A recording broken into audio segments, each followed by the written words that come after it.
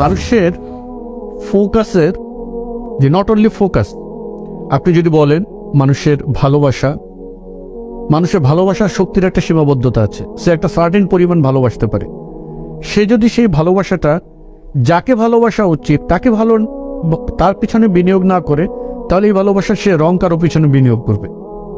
যদি সে রং কারো পিছনে তার ভালোবাসার শক্তিটাকে বিনিয়োগ করে, তাহলে যাকে তার ভালোবাসা উচিত ছিল সেখানে সে ভালোবাসার আগ্রহ পাবে না। আপনি যদি দেখেন মানুষের ভেতরে ঘৃণা করার একটা শক্তি আছে, এটা বেসিক ইনস্টিংক্টের ভেতরে আছে, অর্থাৎ সে একটা সার্টেন পরিমাণ ঘৃণা সে করতে পারে। ঠিক আছে, তাহলে যাকে তার ঘৃণা করা উচিত ছিল তাকে যদি সে ঘৃণা না করে, তাহলে সে এমন লোককে ঘৃণা করবে যাকে তার ঘৃণা করা উচিত ছিল না। আসলে এটা মানুষের ভেতরে ফোকাস দেওয়ার একটা সক্ষমতা আছে। সে আনলিমিটেড ফোকাস দিতে পারবে না। He has a certain capacity. যদি তার যে বিষয়ে ফোকাস দেওয়া উচিত সেইটাতে সে ফোকাস না দিয়ে রং জিনিসে ফোকাস দেয়, তাহলে যেটাতে তার ফোকাস দেওয়ার কথা সেখানে সে পাবে না ফোকাস দিতে।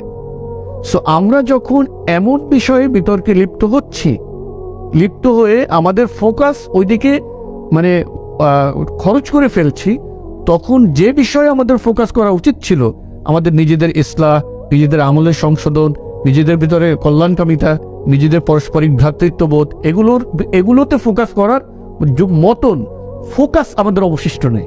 Because we have already lost the capacity of our focus. এবং আপনি দেখবেন যে হেট্রেড বা ঘৃণার যে ব্যাপারটা থেকে, যে কুফফারদের প্রতি ঘৃণা, শত্রুতা এবং ঘৃণা, এটা হলো কুফফারদের প্রতি। সিদ্দা ওয়ালাল কুফফার রুহামা উবাইনাহুম, মুমিনদের প্রতি সে হবে বিনম্র, দয়াদ্র, আর কাফিরদের প্রতি হবে কঠোর। এটা আমাদের কনটেক্সট। যখন সে মুসলিমদের প্রতি কঠোর হচ্ছে, তখন তার কঠোরতাটা স্পেন্ড আউট হয়ে যাচ্ছে এখানে। ঠিক আছে, তখন কাফিরদের সাথে যখন সে ডিল করতে যায়, সেখানে বিনম্রতা চলে আসতেছে, বিকজ তার কঠোরতা আগে খরচ হয়ে গেছে। তখন কি হচ্ছে, সে কাফিরদের প্রতি নম্র হচ্ছে, মুমিনদের প্রতি সে কঠোর হয়ে যাচ্ছে।